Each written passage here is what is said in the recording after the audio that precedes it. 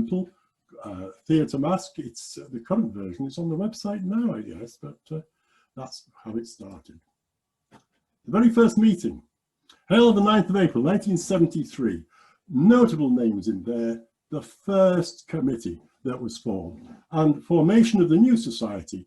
It was agreed that a new dramatic society be formed to be called Trinity Players. Now that in itself is interesting, because the minister had certain options. It was a brand new church formed by the closing of the Congregational Church, the one on Regent Street, merging with the one on Crook Street. And there were other names put about. Christ Church was one of the options. Just think, we could now be Christ Church Players. I think Trinity Players is a little more, I don't know, familiar, isn't it, of course. There's the first committee, and lots of names there. Some not with us, some are, and some serving a long, long time. Yes, that's it. So yeah, that was the very first committee, first meeting, where they established the name and who was going to form the committee. The first committee meeting, January the 28th of May 1973. All committee members present, as they should be. And that was the outline for what they were going to do. There was going to be a play reading when we are married, and there was going to be a coffee evening or a wine and cheese evening, a theatre trip in September, and a makeup demonstration, which I think one of the instructions was, bring a towel.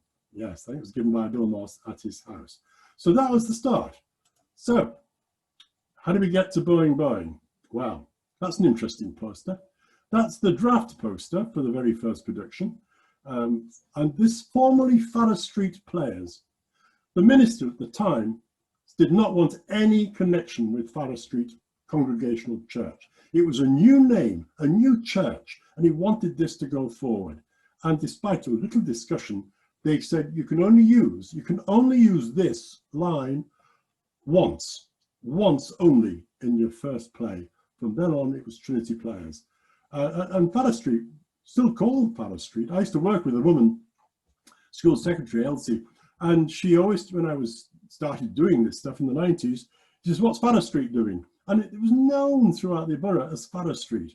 But the minister at the time did not want this name lingering on. It was Trinity RUC Church, and that's how it was going to be. Producer Bill Moss changed, went to something else. So that was the very first production. This is what Secretary Margaret Midgley, I'm indebted to Margaret Midgley. She kept immense records in the production files, allowing me to dip in and dip out.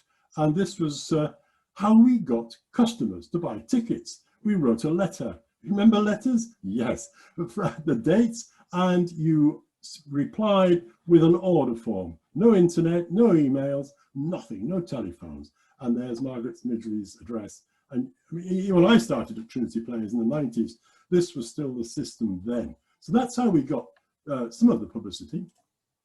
And then we got lovely letters. I love this letter.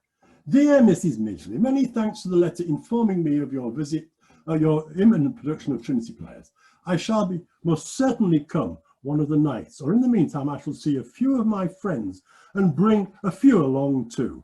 But at the present I cannot say what night it might be. So very courteous request for tickets. Another letter. Thank you for your letter regarding the play. But I have to say that my little group saw Boing Boing played by the playgoers, and we didn't care for it. Don't think that we are not interested, and I shall be pleased to let you know when you put on something a little less Brian Ricksish. At the same, may I wish you every success with the play. Just wonderful correspondences, which Margaret Midgley, the secretary, has kept. So, and there's the booking sheet. Remember these things? We've got these online now, Dale. But that was the original seating plan. Please note the top figure, 150 people sitting in the church hall, something they were very used to. Oh, expenses. This is really interesting, I think, because I wish, is it this one? No. So everything there, handwritten, scribbled out, no spreadsheet. Wonderful. They were the expenses. Paint and paper, £6.24. Wonderful. And there was the first cast of Boing Boing. Barbara here is still with us, of course. I think she's still around. It's Miss Challenger, Jack Gold, Suzanne Fletcher, and Sandra Carter, I believe. They were the first. And of course, you put a play on, what happens? You get a review from the Chronicle, of course, and Top Class Farce by Trinity Players. So this was the very first play performed by Trinity. And there were the tickets. Wonderful, wonderful accountancy. Oh, it's my penciling. But full house Saturday, 112, 134. We wouldn't grumble at a turnout like that today, I don't think. There's the cast. That's the programme. Not as flash as some, but it's all there. So stage manager, William was there, although he was down originally as the producer. So he wasn't there. Now, the play made a profit. It wasn't a financial disaster. It made a profit of £3 twopence. That's, I don't know how much that is worth today, but and it was resolved to meet next to get the next play on the go. Oh, this is fascinating. The arrangements for a cheese and wine evening. It wasn't all plays and productions. There was a social side. Just look at the attention to detail there. Even down to biscuits, butter, serviettes. Arthur had to bring along the ashtrays. Now, that's again a social indicator of what the times were like. So there was not, everybody had a job. Everything was earmarked. Barbara had crisps. So had to bring glasses, 6 pints of milk. Not the sort of wine and cheese party we might want to do. So that was one of the very first fundraising efforts of Trinity Players. Now, theatre visit, of course, it was mentioned at the first meeting, and they went to see Joseph and the Amazing Technicolor Dreamcoat. And one of the young actors in that was the actor who plays Roy in Coronation Street. He was in the cast for that play. So a star in the making, if you think. Now, this is it. Again, socially, we're getting on our feet here at Trinity in 74, 75. The following suggestions we put to the members at the November meeting: that the front of house staff at the next play, the men should wear a suit and a buttonhole, and the ladies should wear long dresses and a corsage. This was going to be discussed at the next meeting. Next meeting, committee recommendation re front of house. Oh, this will be put on till the January meeting. I think this is a familiar thing with meetings. Things get deferred and, of course, forgotten. Didn't happen. Move over Mrs. Markham. There was a lengthy discussion with regard to the production of this play. It realised that this was an unfit production for a church society. Yeah. So we had to find something else, or we did. Secretary was to get into touch and find A Girl in My Soup and Let Sleeping Wives Lie. To me, those plays are dealing with similar aspects of Move Over Mrs. Markham. So it moved on. OU's Homburgs. This was sort of correspondence went on. This was to get, they'd now gone into liquidation a long time ago. Strange props. We wanted a mummy case for The Bride and the Bachelor in the 70s. And thank you for your letter of the 17th instant inquiring about a mummy case for your production of The Bride and the Bachelor.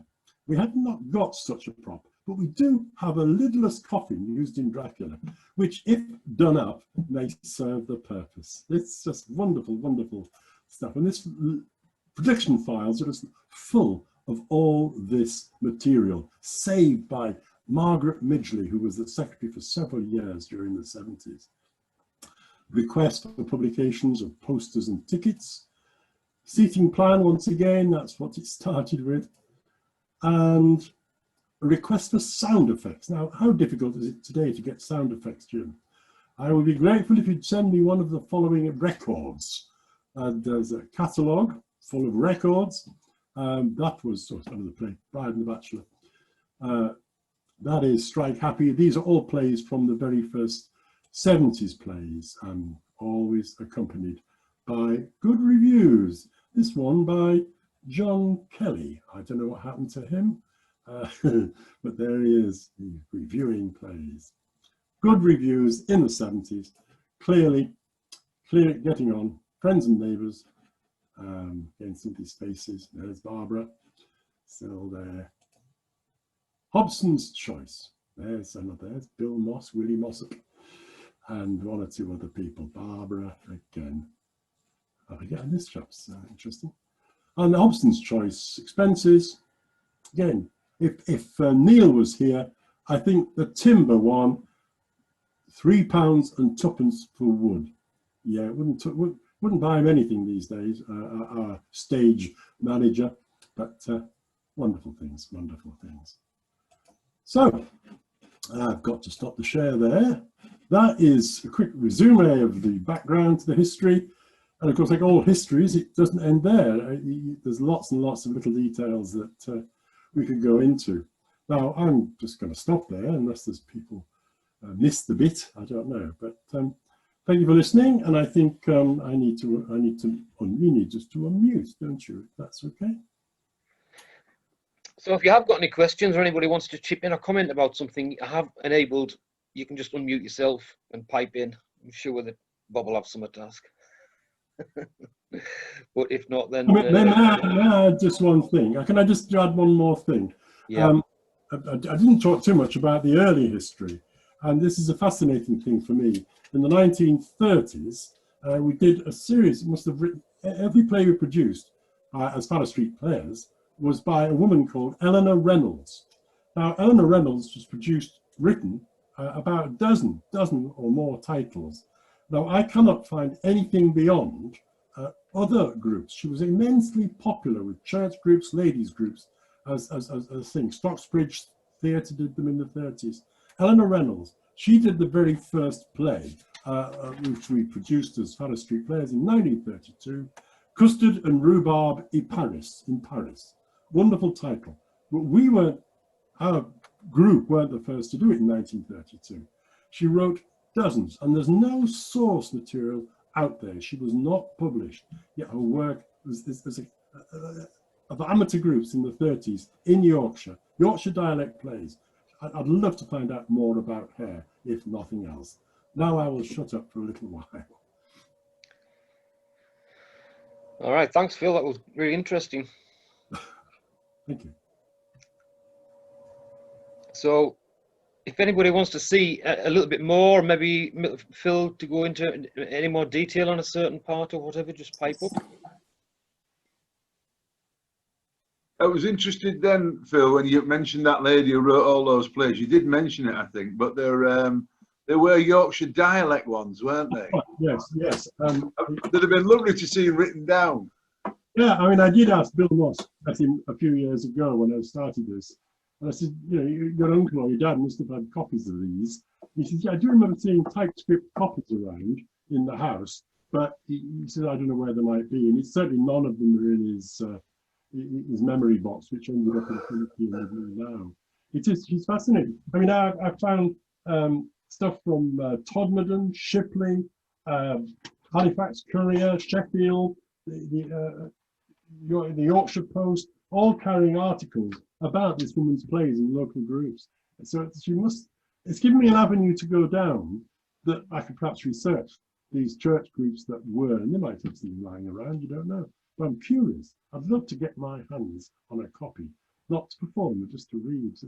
It is essentially our history from 1932. They produced them before the war and a few after the war. So they were really, you know, they went for them in a big way. Tremendous love for them, I guess, from the cast, and with audiences too. The audiences lapped them up. I've got reviews of them online. You'll go back to the website and look at pre-war 1932. You'll find all these plays with the reviews from the Chronicle, so you can see how fun they were to do.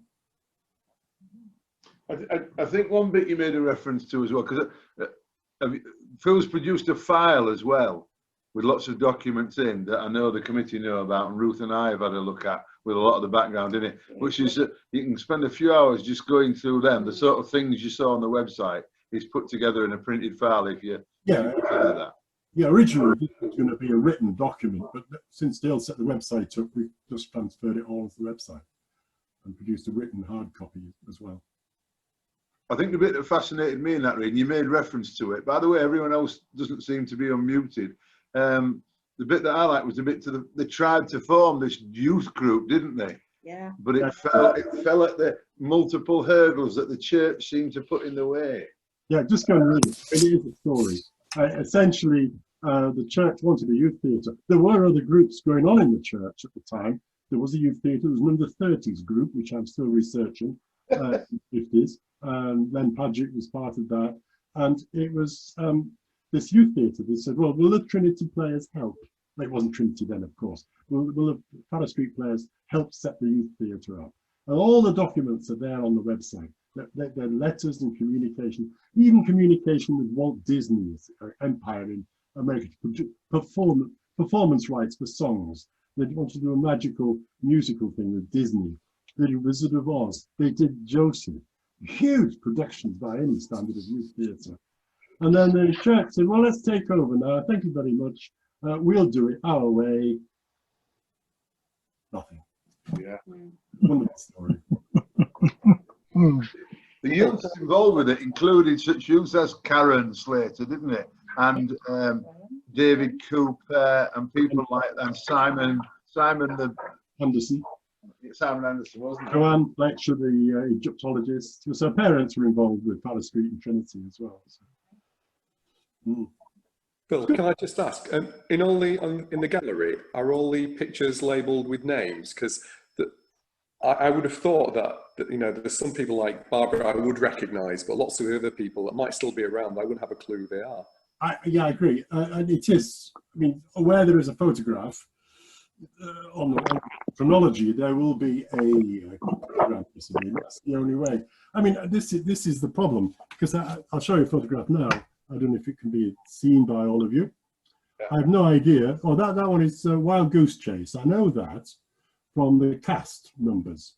Incidentally, the woman in white by my fingers was Bill's wife. But you do have odd photographs that have no sort of what's going on there. They're all wearing false beards. So I don't know how that is. But some photographs are on the links to the plays, but the names, well, I don't know if they're all there. Phil, can I ask a question, please? Yeah, of course. Yeah.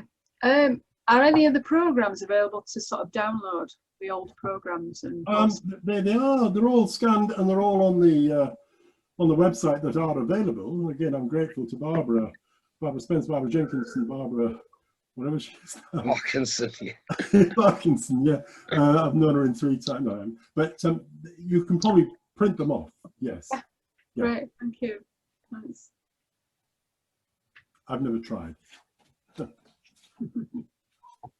Yeah, so it's if anybody out there, I mean, a lot of it is the more modern stuff I haven't got, but certainly up to 2000, it's pretty thorough history.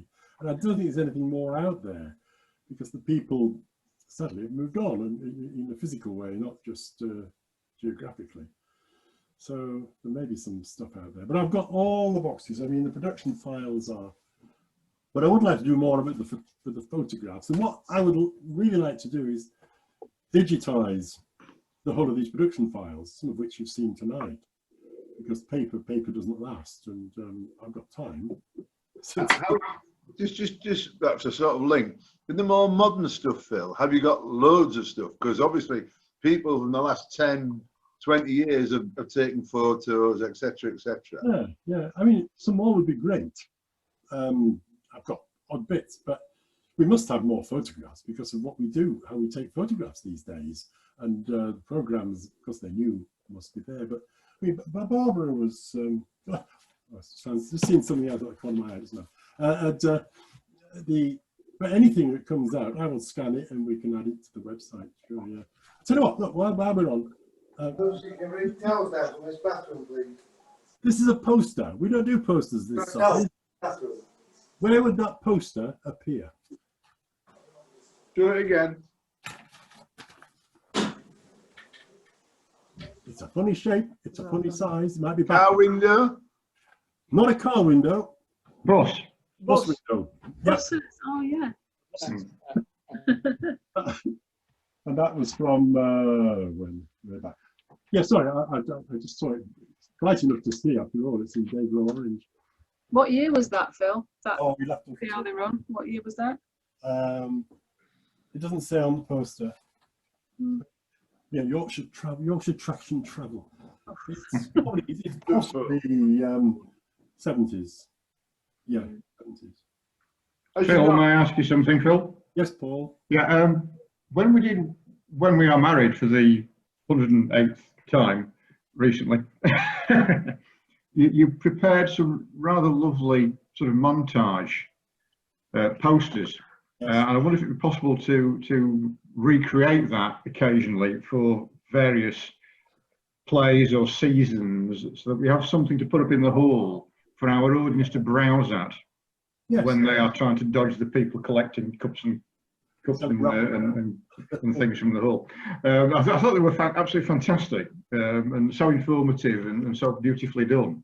Really nice to see some more of those from time to time. Well, I think it's something we can do. I can got technology certainly, and thanks very much for the compliment. And it was good. That was for Bill Moss's. Yeah, it was, wasn't it? The production we did for him. I actually watched the DVD of that about a fortnight ago, and it was just a delight to see. And Neil, I think he's with us somewhere, has actually prepared it in sort of black and white monochrome, and it's just lovely to watch. And the acting was absolutely superb. So it's well worth seeing. So perhaps we ought to have a social event and look at When We Are Married sometime. We can get back again. Yeah, I take that point, Paul. We can do that. We can do the previous seasons. We used to do that when I first started Trinity. They would always put up photographs of previous productions just to flash them up. Yeah. I like the idea of the front of house wearing gowns and full evening regalia. Yeah. Long dresses. Yeah. Yeah. Some people are muted, aren't they? Peter's muted. I think Bob ought to wear a long dress most of the time, actually. Yeah, yeah. I think we should do it again. Be very smart. Yes. How about wearing a costume that fits the play? You know what I mean? If it's working class, they'd have flat hats on it, and if it was upper class, they'd have bowler hats on, that sort of thing. Now you're getting carried away. Panto is what I was thinking of.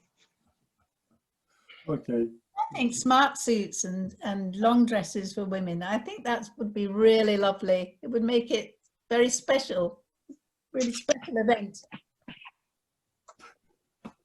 Yeah, you can think about who proposed it and the fact it was going to be deferred when it was dropped. And you think, they were waiting for the person who proposed it to not turn up anymore. Like, oh. Yeah, I think the same would happen again if we brought it to the committee meeting. Yeah. We'd still be talking about it in 2 or 3 years' time, you know. Yeah. I noticed the guy at Wakefield Theatre who does their front of house manager always wears a dickie, doesn't he? Yeah. We did at the lamp room when it started. Yeah. You did it. You did. It wasn't that long ago when if you went to the theatre in the West End in London, or you went to the opera or something, you'd have your very best outfit on. Everybody would put their jewellery on, the women. You know, it's not that long ago that we used to do that. Well, the lamp room itself, front of house manager always wore evening dress. Yeah. Ticket key on. So I shouldn't be in the tent now. Yeah. Well, if there's no more questions, we'll. Can I ask you something, Phil? From your research, Phil, what is your favourite tidbit? You may have already mentioned it, but what was your personal favourite? That's a big question. I guess if it's a tidbit, it's the bit about early days of Trinity, 1972, 73 or 4. There was lots of meetings between the church and Trinity, and not that Trinity weren't doing anything. They were doing, it was part of the worship of the church. They were doing things in the church to augment services, Christmas time and Easter time. But the message came down from the church that there may be a play for you to do next week. And in the minutes, of which is here, this book of those meetings, Bill Moss says, well, we shall see. And it was 74, so it still took another year before that Boing Boing production, which, you know, there's lots of, I mean, that's what reading these books has done. I've just started to read them with more of a fine tooth comb now. Well, I mean, what was the reason why it took 2 years? Were the church blocking them? Weren't they organised enough? I mean, you know. Church, I get the impression, and I'm only going from what I've written. I've not spoken to anybody, so it's only my interpretation of what's written down. But what the Trinity Players wanted so much, the church would not give what they wanted. So there was a lot of friction between the church and Trinity Players. The amount of time they could have in rehearsing, the time they could have in the church hall with the stager, all the same old arguments to some extent that we've had when I joined. You know, how soon can you put the stage up? When can you take it down? And it was to do with that. And the minister was very proud of the fact, I think, to have this new ministry in the church, and he wanted to make it his. And that's my interpretation of it, no one else's. And he wasn't, he was ruling it with a bit of a rod of iron. But that's my, as I say, reading the words. One of my last, are you there? Yes, Bill. Bill here, right. One of my last conversations with Bill Moss was during the interval at one of your plays, and one of the last ones, and we were looking at the extent of both the stage and the number in the audience and everything that was going off there.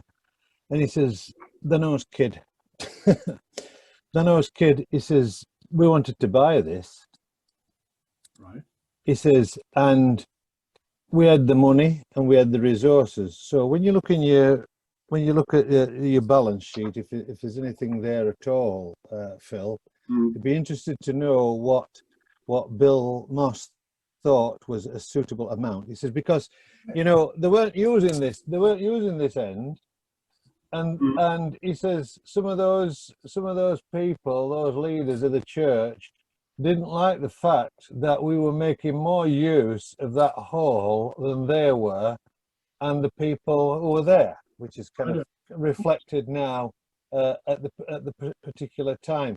And he says, no, there was a definite move once. He says we could have had this. He said it wasn't that Trinity could not afford or was unable to do that. It was blocked. It was blocked. And that was the most important thing. And I can remember him there. His eyes are going and all the rest. But last thing I talked to him about, and there he is shaking his head and having his cup of tea. Yeah, all done. That's really, it does sort of understate what the atmosphere was between Trinity and the church. Yeah, quite a bit of friction. There's a whole new session, isn't there, Phil? If you can find enough about the session of when it was Farrar Street and the stuff that isn't there? Say it again, Bob. Sorry. There's a whole new presentation on the Farrar Street stuff until it was Trinity, because you say they had 40 years of yes, again, all that history is laid out on the website if you want to go and look at it. That's from 72. Post-war to 72 is where you'll see what they did. I'm just looking for something else now. I'm eager now to start diving the production file where all the letters between the church and Trinity exist. Margaret was a brilliant secretary. I love just looking at the list. I don't know if the rest of you have gone on and looked at the list of plays in order. Obviously, things like When We Are Married on multiple times, Hobson's Choice, you see in there, Strike Happy, certain ones that appear over and over, you know, just fascinating. Yeah, it's just the way theatres are. I mean, Boing was done again with Bill Moss in it, shortly after the one with him not in it. And you think, why, what happened there? I mean, he did stage manage it, but, and also he did join Playgoers for a season or two. Well, after they're not painting his character black, by the way. Right. He says, hiding in the file. So it is that. I'm going to look at that's my next task in the production files. I'm eager to do it now. Anyway, thanks for listening. I think that was excellent, everybody. What do you think? Yeah. Absolutely. Round of applause. Thank you. Thank you. Hey, thank you. Thanks very much. Yeah, very good. I've recorded this, so although I forgot to put the recording on until about 5 minutes in, because Phil didn't remind me. I did it twice. So I will download it. I don't know how yet, but I'm sure it's possible, and then put on the website for everyone. Recap. And in case you're not aware, the website is trinityplayersbarnsley.com, which you can also just Google, and it comes up second or third in the list. Lovely. There you go. Yeah. Very nice, thank you. Good night to you all. Oh, right. Right. I'll disconnect everybody. Good night. Good night, everyone. Good night. Bye. Bye. Good night, John boy. He's going to kill us all.